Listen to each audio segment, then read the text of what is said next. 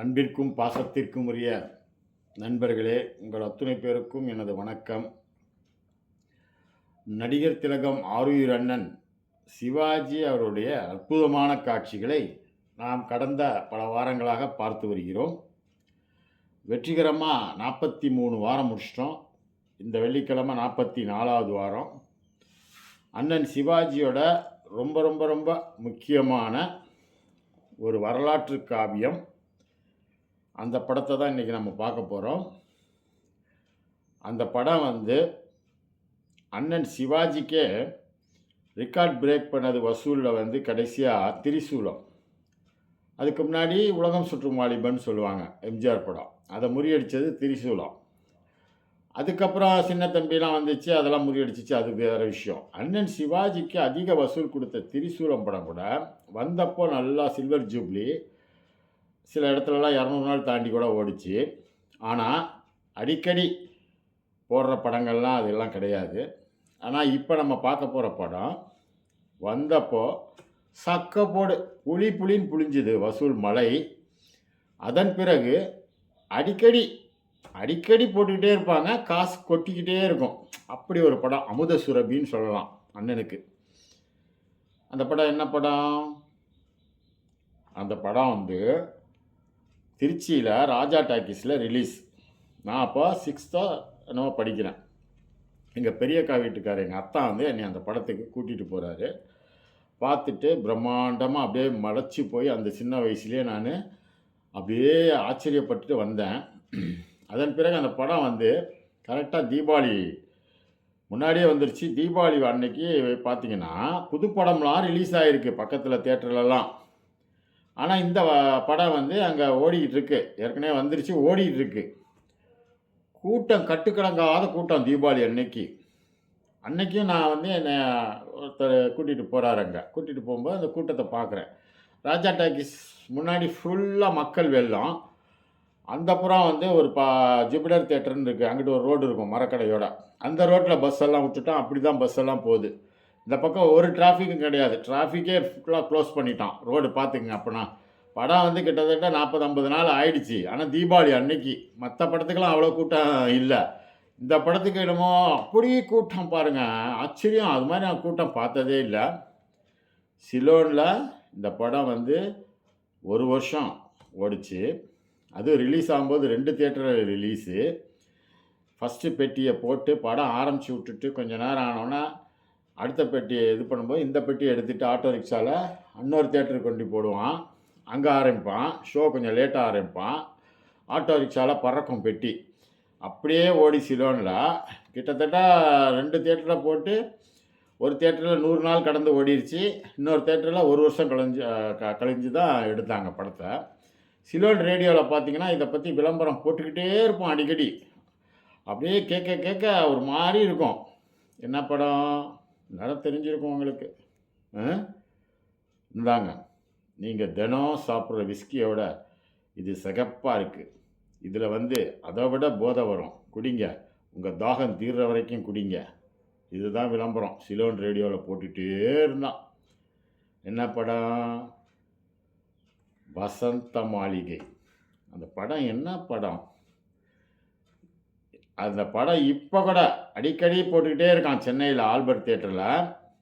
Print TDS பண்ணி அட்டகாசமாக 100 நாள் கடந்து விழாம் ஓடிச்சு. Record break. இப்போ பழைய படம் இதெல்லாம் அந்த சென்னையில் விழாலாம் எடுத்து அந்த ஞாயிற்றுக்கிழமை நம்ம ரசிகர்கள் பண்ண ஐயோ அந்த விழாலாம் பார்த்தீங்கன்னா அந்த கட் அவுட்டுக்கு அவ்வளோ பெரிய மாலைகளை போட்டு, வெடியெல்லாம் போட்டு, வான வேடிக்கையெல்லாம் போட்டு, ஹவுஸ்ஃபுல் காட்சி ஆகி ரெக்கார்ட் பிரேக் பண்ணிட்டாங்க. எல்லாம் நம்ம சிவாஜி ரசிகர்கள், எல்லாம் அந்த 40-50க்கு மேலே வயசு.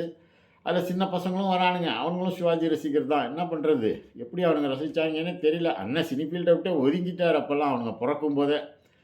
அதுக்கப்புறம் அவனுங்க சிவாஜி ரசிகராக ஆகிருக்கானுங்கன்னா அந்த படத்தை பார்த்து நிறையா படங்களை பார்த்து சிவாஜி ரசிகர்களாக ஆகிருக்கானுங்க போல். போட்டு அட்டகாசம் பண்ண படம் அந்த படம். அது அண்ணனுக்கு 159வது படம். 29/9/1972 ரிலீஸு.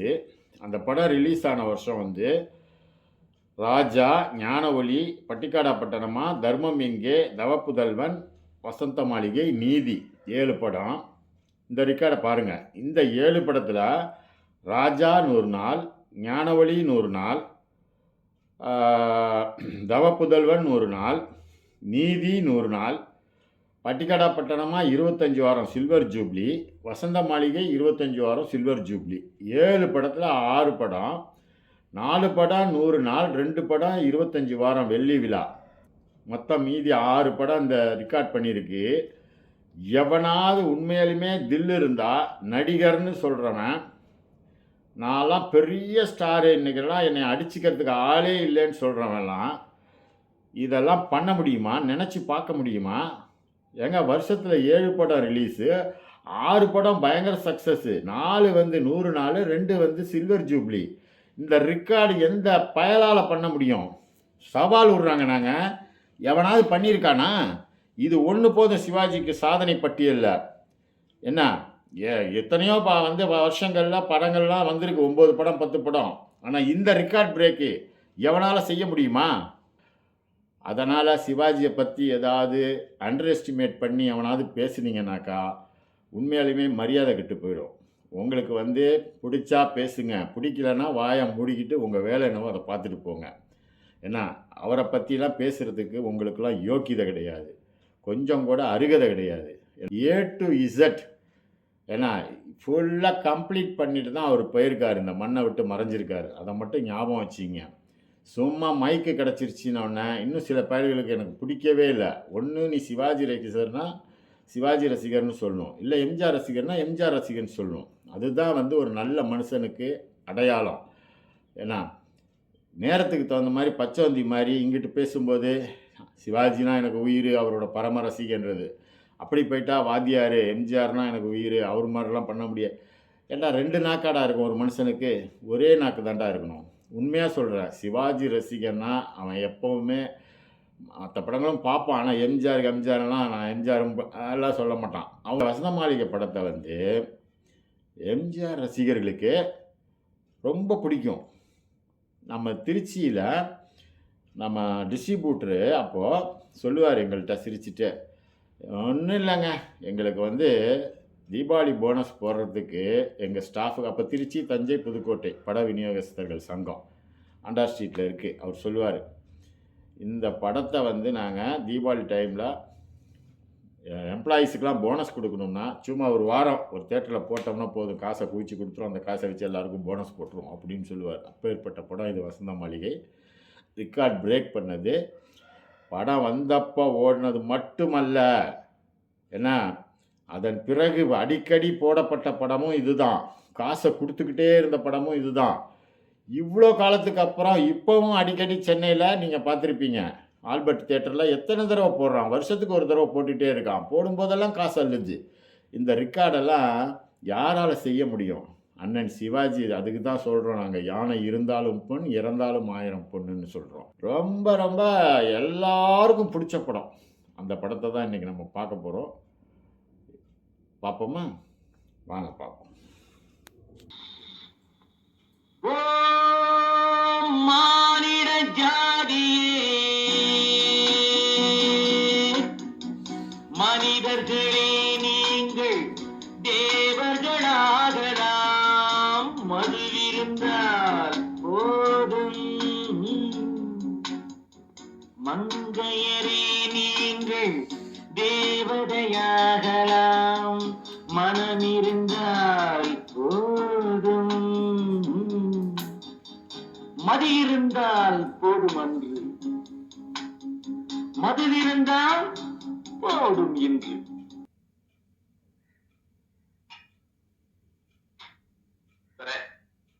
தயவு செஞ்சு கொஞ்சம் எழுந்திருச்சு நிக்கிறீங்களா?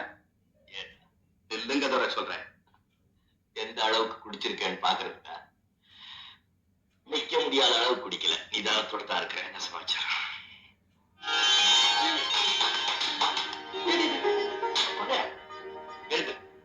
என்ன இதெல்லாம்? இன்னைக்கு உங்களுக்கு பிறந்த நாள். எனக்கு நான் யாருக்காக இந்த உலகத்துல பிறந்தேன்னு எனக்கே தெரியாது. ஆனா நீ பிறந்தது மட்டும் எனக்காக.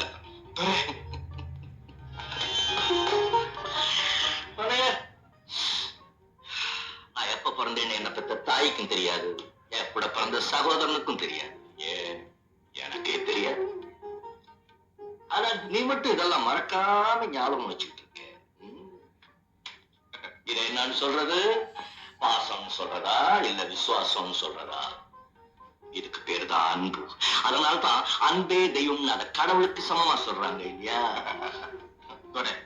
நோய் நொடி இல்லாம நீங்க 100 வருஷம் நல்லபடியா உன்ன போல நல்லவங்களுடைய அன்பு இருந்தா போதுண்டா. 100 வருஷம் 1000 வருஷம் நல்ல. இந்த வருஷம் உங்க பிறந்த நாளை ரொம்ப சிறப்பா கொண்டாடணும். You don't worry. நாஜமாச்சு நாஜமாச்சு. ஏன் ஏன் ஏன் ஒரு கிண்ணத்தை ஏந்துகின்றேன், ஏன் ஏன் ஏன் பல எண்ணத்தில் ஏந்துகின்றேன், ஏன் ஒரு கிண்ணத்தை ஏந்துகின்றேன், ஏன் ஏன் ஏன் பல எண்ணத்தில் ஏந்துகின்றேன், ஏன்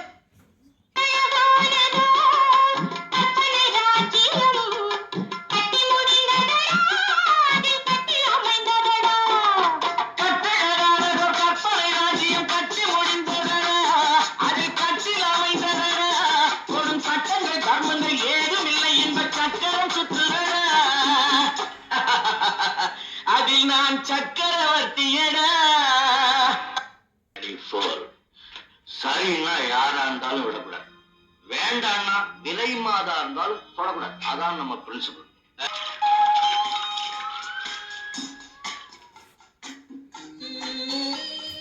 ஹலோ, குட் மார்னிங். ஆஹா, நீயா? வானத்துல இருந்து பூமிக்கு எப்ப வந்த? வானத்துக்கும் பூமிக்கும் நடுவுல அந்தரமா நிக்கிறத விட நிரந்தரமா பூமியிலே இருக்கலாம்னு வந்துட்டேன். நீங்க வருவேன்னு எனக்கு நல்லா தெரியும். எந்த பெண்ணு என்ன ஒரு தடவை பாத்துட்டா என் பின்னாலே வந்துருவாங்க. நீ கொஞ்சம் லேட்.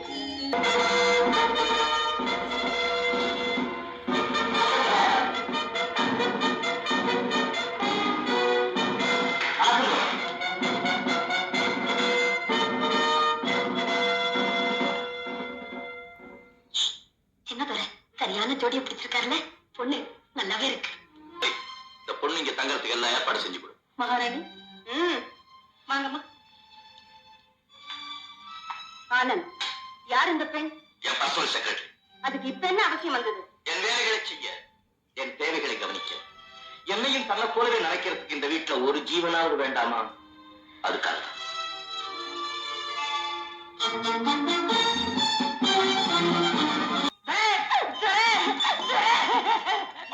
பஞ்சவர்ணம். என்ன? வனஜா கிரிஜா, கிரிஜா வனஜா, ஊர்வசி ரம்ப, ரம்ப ஊர்வசி. எது வேண்டும் சொல் மனமே. நீங்க ரொம்ப அவசரப்படுறீங்க. ஒண்ணு இன்னைக்கு, இன்னொன்னு நாளைக்கு.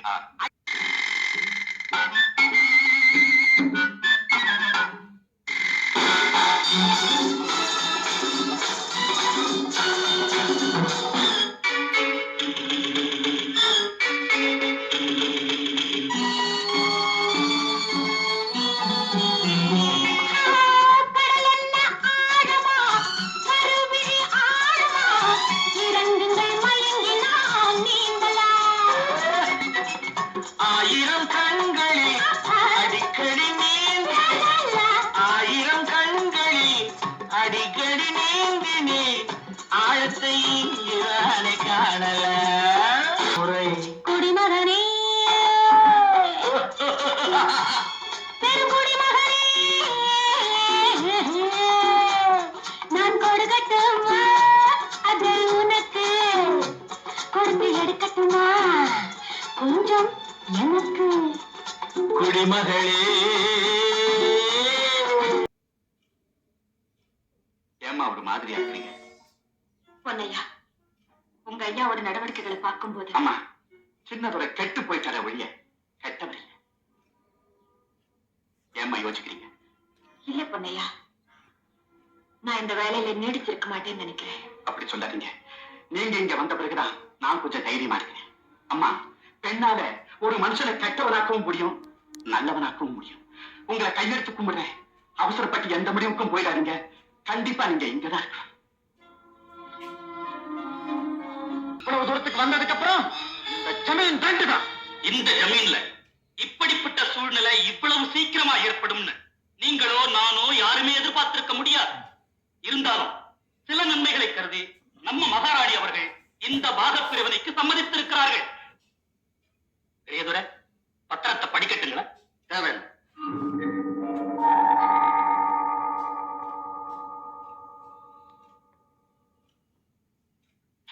சின்னதுரை, பத்திரத்தை படிக்கட்டுங்களா?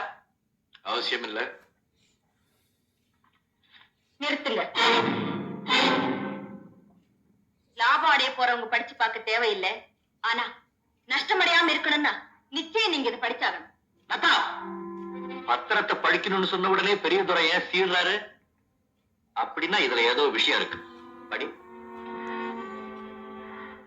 ஸ்ரீ அழகாபுரி ஜமீனுக்கு சொந்தமான சென்னை அடையாறில் உள்ள பங்களாவும் ரொக்கமாக ரூபாய் 2 லட்சமும் இளைய ஜமீன்தார் விஜயானந்தருக்கு கொடுத்து இன்று முதல் ஜமீன் சொத்துக்கும் அவருக்கும் எந்த விதமான பாத்தியதையும் இல்லை என்று இதன் மூலம் எழுதி வாங்கிக் கொள்கிறோம்.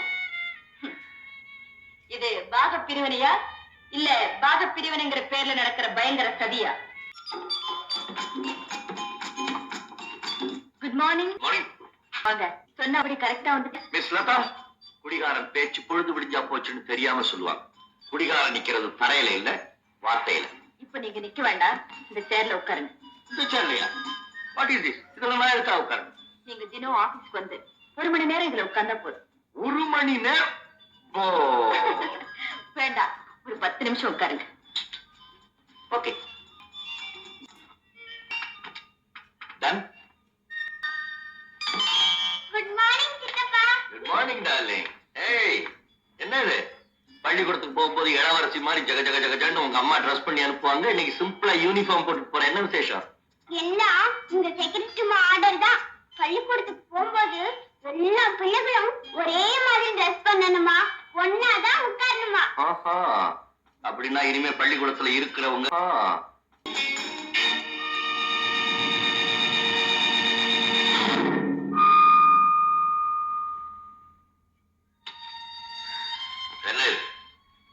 பொண்ணுங்க பணம் என் ராஜினாமா கடிதம். ஒண்ணு யாரோ இன்னொன்னு அகம்பாவம், அப்படித்தானே? அம்பாவும் இல்லை.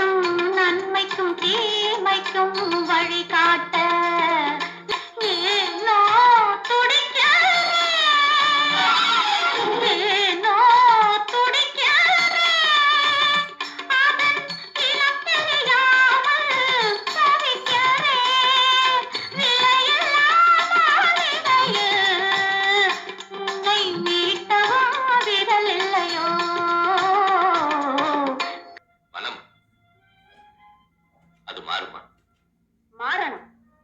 கவனிப்பில்லாம இருக்கிற இந்த வீணையை மீட்ட ஒரு நல்ல மருமக இந்த மாளிகைக்கு வரணும்.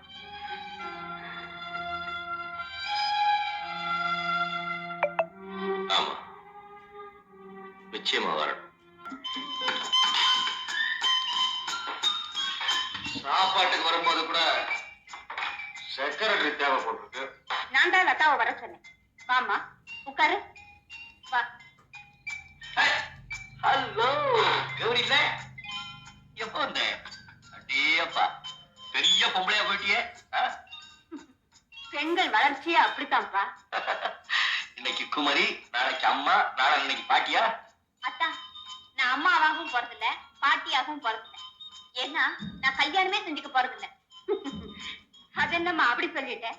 உன்னை எங்க ஆனந்துக்கு கல்யாணம் செய்து வைக்கணும்னு நான் ஆசைப்படுறேன். விமலா, நீ என்னம்மா சொல்ற?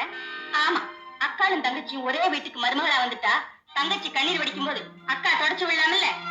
இந்த வீட்டுக்கு மருமகளா வர்றவ எதுக்காக கண்ணீர் வடிக்கணும்? குடிக்கிற ஆண்களுக்கு வாழ்க்கப்பட்டா பெண்கள் கண்ணீர் வடிக்காம இருக்க முடியுமா? எனக்கு தெரிஞ்ச வரைக்கும் எந்த பெண்ணும் கண்ணீர் வடிச்சு நான் பார்த்தது இல்ல. பணத்துக்காக வர்ற பெண்களுக்கு கண்ணீர் எப்படி வரும்? அப்படிப்பட்ட பெண்களோட உங்களுக்கு பழக்கம்? விமலா, என்ன மரியாதை இல்லாம பேசுறேன்? குடிகாரன் கூட வருத்தப்படுற அளவுக்கு பேசுறதுதான் அவங்களுக்கு தெரிஞ்ச மரியாதை. இதையெல்லாம் சட்ட பண்ணாம போறதுதான் எனக்கு மரியாதை. மகாராணி, நீங்க அழக்கூடாது. நீங்க ஒரு சொட்டு கண்ணீர் வடிச்சாலும் இந்த ஜமீனுக்கு நல்லதில்லை. லதா, எதுக்காக நான் கண்ணீர் வடிக்கணும்? மத்தவங்க ஏன் என் மகனை மரியாதை இல்லாம பேசணும்? ஆனந்த் எதுக்காக அவங்க முன்னால் அவமானப்படணும்? இதுக்கெல்லாம் காரணம் அந்த கூடாத குடிப்பழக்கம் தானே. அத அவன் நிறுத்த போறதும் இல்லை, என் கண்ணீர் நிக்க போறதும் இல்லை. அப்படி சொல்லாதீங்கம்மா, அவர் கண்டிப்பா திருந்துவார். எனக்கு அந்த நம்பிக்கை இல்லை. என்னால அவர் திருத்த முடியும்.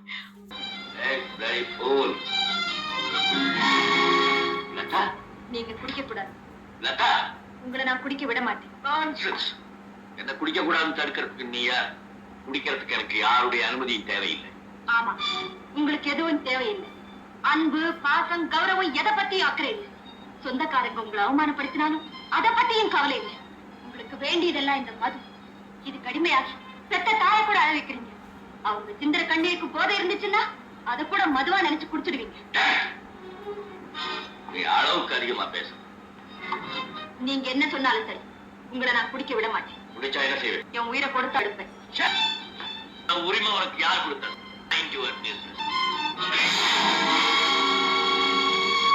You bloody woman!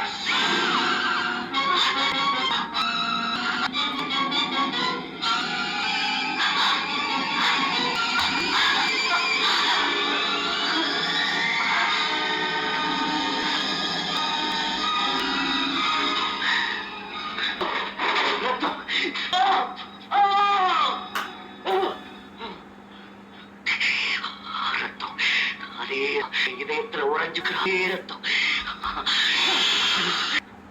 இந்தாங்க, இது ரத்தம். நீங்க தினம் குடிக்கிற விஸ்கியை விட இது சிகப்பா இருக்கு. அதுல இருக்கிற போதையை விட இதுல அதிக மயக்கம் இருக்கு. மயக்கம் எப்படி தெரியாது? பிடிங்க, நல்லா குடிங்க. உங்க தாகம் தீர்ற வரைக்கும் குடிங்க.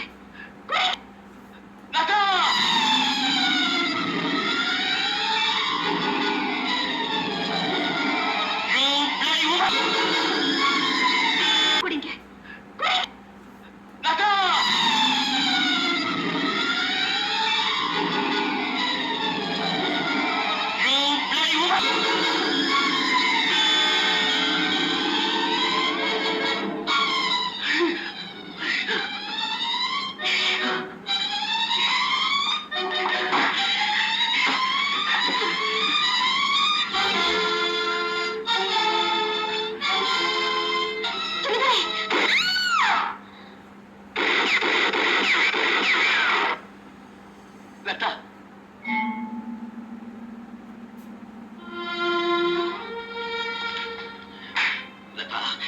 என்ன ரத்த வெறி பிடிச்ச மிருகம் நினைக்கிறியா? அன்பும் பாசமும் இல்லாத அழக்கே நினைக்கிறியா? நான் மனுஷன் தான். ஆனா எந்த சம்பவம் இந்த மனுஷனை இந்த நிலைக்கு கொண்டு வந்தது? நான் ஏன் குடிகாரனால சொல்ல. எனக்கு இதயம் இருக்கு, அதுலயும் உயிர் துடிப்பு இருக்கு. நீ நம்புற இல்ல? நிச்சயமா. அதனால தான் நீங்க மாறிட்டீங்க. இல்ல, நீதான் என்ன மாத்திட்ட. என் இதயத்தை விட்டு நீங்காம இருக்கிற அந்த வேதனையை தாங்கிக்கக்கூடிய சக்தியை நீதான் எனக்கு கொடுக்கணும். தாயா மேல ஆணையா சொல்றேன், இந்த தெய்வ தாய் மேல ஆணையா சொல்றேன், என் உயிர் இருக்கிற வரைக்கும் இனிமே நான் குடிக்க மாட்டேன். நிலமில்லாத ஏழைகள் எல்லாம் நம்ம நிலத்துல விவசாயம் பண்ணிக்க சொல்லு. தண்ணீர் வசதி இல்லாத ஊர்ல கிணறு வெட்ட ஏற்பாடு செய்யும். ஒவ்வொரு ஊருக்கும் 2 டிராக்டர் விவசாயத்துக்கு தேவையான கருவிகள், விதைகள் எல்லாமே ஃப்ரீயா கொடுக்கும். இந்த அழகாபுரி ஜமீன் எங்க பார்த்தாலும் பச்சை பசேன்னு செழுமையா இருக்கும். அதோட நம்ம ஜமீனை சுத்தி பார்க்கறதுக்கு ஒரு ப்ரோக்ராம் போடுவோம். இங்க நீங்க கால் எடுத்து வச்சதுமே இந்த மாதிரி ஒரு நல்ல நாள் வரும் என் மனசுல பட்டுச்சு. அந்த நாள் இப்ப வந்துருச்சுமா. இந்த நல்ல நாள் நான் கொண்டு வரல பொன்னையா, சின்னதர உள்ளத்துல உருங்கிட்டு இருந்தது. அது இப்ப வெளியே வந்தது. அவளுடைய பெரிய மனசுக்கு முன்னாலே நான் ரொம்ப சாதாரணமானவன்னு இப்பதான் புரிஞ்சுக்கிட்டேன்.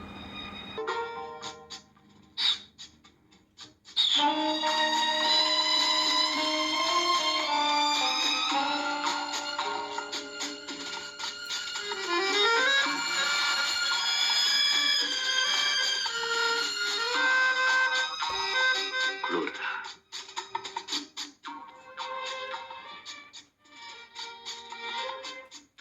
பசிக்குதா? வேற எப்படி இருக்கு?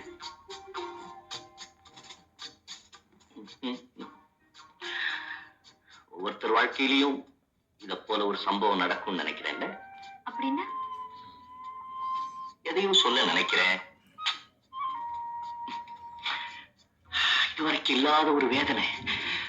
மனசுக்குள்ள இருக்கிற கற்பனைகளை சொல்ல முடியாம தவிக்கிறேன். நெஞ்சுக்குள்ள இருக்கிற ஒவ்வொரு துடிப்பும் ஏதோ ஒரு பேரை சொல்லி கூப்பிடுதே. உன் காதுக்கு கேட்குதா? ஆண்களுடைய பலவீனத்தை பெண்களுடைய மனோசக்தி எடை போட்டபடிதான் இருக்குமா? அதுக்கு பேர் தான் பெண்மையா? சொல்லு லதா, சொல்லு.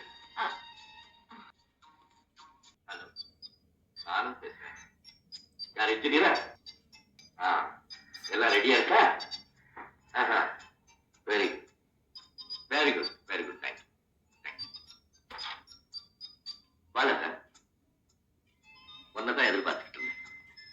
நான் கூட ஒரு முக்கியமான விஷயமா தான் உங்களை பார்க்க வந்தேன். அம்மா உன்னை அனுப்பிச்சு வச்சாங்களா? ஏன் இப்படி பாக்குற? எனக்கு தெரியல சார். அவங்களால முடியாம போன ஒரு காரியத்தை உன் தலைமையில சுமத்தி உன்னை இங்க அனுப்பிச்சிருக்காங்க. அதை நிறைவேற்றி வைக்கலாங்கிற எண்ணத்துலதான் நீ இங்க வந்திருக்கிற, அப்படித்தானே? ஆமா. இல்ல, இந்த ஒரு விஷயத்துல மட்டும் நீ என்ன ஜெயிக்க முடியாது. ஏன் தெரியுமா? இந்த இதயம் இருக்கே, அதை ஒருத்தருக்கு கொடுக்காத வரைக்கும் விசாலமா இருக்கும். கொடுத்ததுக்கு அப்புறம் ரொம்ப சுருங்கி போயிடும். அடுத்தவங்களுக்கு இடம் கொடுக்க சம்மதிக்காது.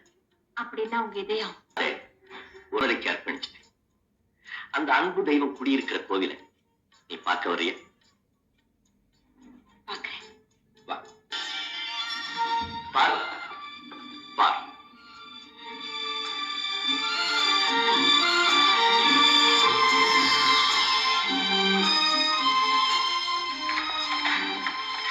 என் காதல் தேவதைக்கு நான் கட்டியிருக்கின்ற ஆலயத்தை பார்.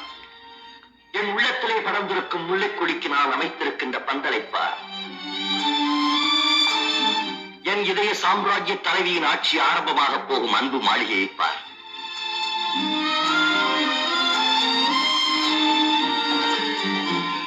என் கண்களை திறந்துவிட்ட காதல் தெய்வம் காலமெல்லாம் கழித்திருக்க நான் கட்டிய வசந்த மண்டபத்தை பார். வானத்து நிலா நீராட இறைவன் மேகத்தை படைத்தான். என் வாழ்வின் நிலா நீராட நான் இந்த பொய்கையை படைத்தேன். இது இறந்து போன ராணிக்காக கட்டப்பட்ட தாஜ்மஹால் அல்ல, உயிரோடு இருக்கும் என் காதலிக்காக கட்டப்பட்ட வசந்த மாளிகை. இது சமாதி அல்ல, சந்நிதி.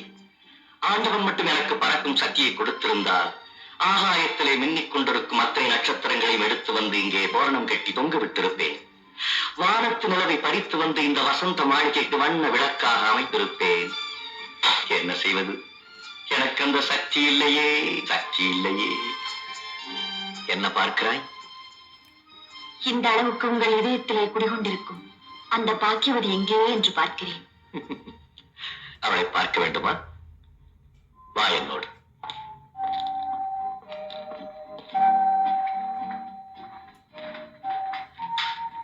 உள்ளே சென்று பார். அங்குதான் என் இதயம் இருக்கிறது, அவளும் இருக்கிறாள். நீ திரும்புகின்ற திசையெல்லாம் அவள் திருவுருவந்தான் காட்சியளிக்கும்.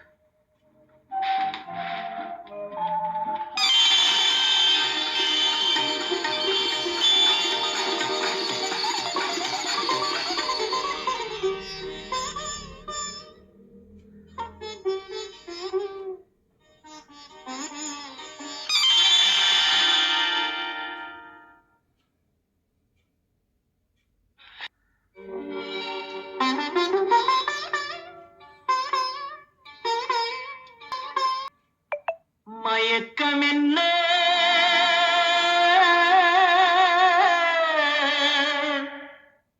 இந்த மௌனம் என்ன மணி மாளிகை தான் கண்ணே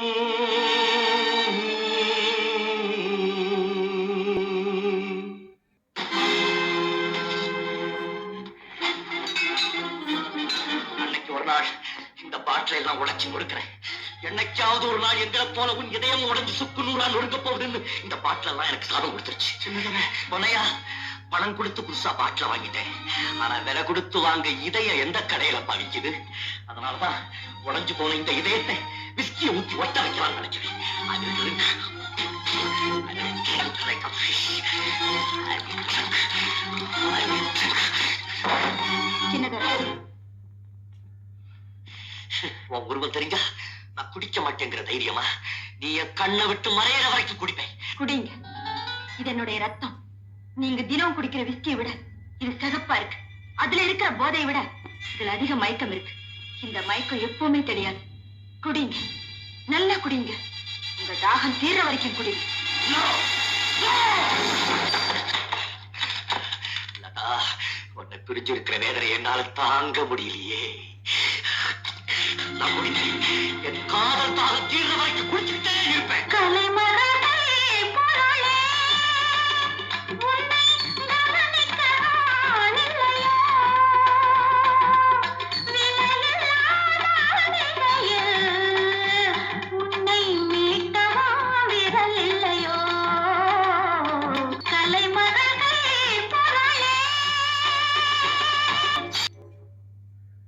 நானே சொல்றேன், குடிங்க.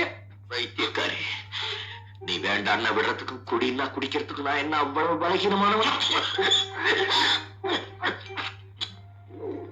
இன்னைக்கு கல்யாண பெண்ணாவே கூட்டிட்டு போறேன். அம்மா, மனசாட்சியே இல்லாம உங்களை பிரிச்சேன். இன்னைக்கு மனசாட்சி இருக்கிற உங்ககிட்ட மன்றாடி கேட்கிறேன், என் மகனை கைவிட்டு விடாது. என்ன மன்னிக்கிறதுக்கு உனக்கு விருப்பம் இல்லைனாலும் உன்னால மனிதனாக்கப்பட்ட என் மகனை காப்பாத்துமா, காப்பாத்து. வாமா, வாமா, வாமா. யாருக்காக? யாருக்காக? இது யாருக்காக? இந்த மாளிகை வசந்த மாளிகை, காதல் ஓவியம் கலைந்த மாளிகை. யாருக்காக? இது யாருக்காக? காதலே போ போ, காதலே வா வா. மரணம் என்னும் தூது வந்தது, அது மங்கை என்னும் வடிவில் வந்தது. சொர்க்கமாக நான் நினைத்தது இன்று நரகமாக மாறிவிட்டது. யாருக்காக? எழுதுங்கள் என் கல்லறையில் அவள் இரக்கமில்லாதவள் என்று, பாடுங்கள் என் கல்லறையில் இவன் பைத்தியக்காரன் என்று. கண்கள் தீட்டும் காதல் என்று அது கண்ணில் நீரை வரவழைப்பது. பெண்கள் காட்டும் அன்பு என்பது நம்மை பித்தனாக்கி அலையமைப்பது.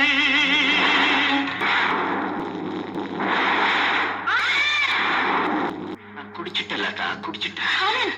என்ன சொல்றீங்க? நீ விஸ்கியத்தானே குடிக்க வேணாம்னு சொல்லியிருக்க, விஷத்தை குடிக்க வேணாம்னு சொல்லியே.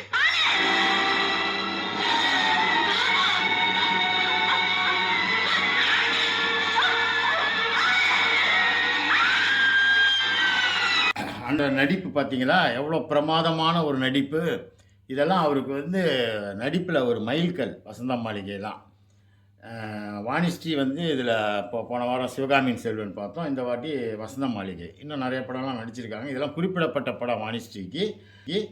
அவங்களுக்குலாம் ஒரு நல்ல சிறந்த நடிகைன்னுலாம் பேர் வாங்கி கொடுத்தது அண்ணன் கூட நடித்ததுனால தான். சரோஜா தேவி, ஜெயலலிதா. சிவாஜிங்கிறது ஒரு பூ. அந்த பூவோட சேர்ந்த நாரெல்லாம் இவரை வச்சு மணத்துச்சு. இதுதான் உண்மை. நன்றி, வணக்கம்.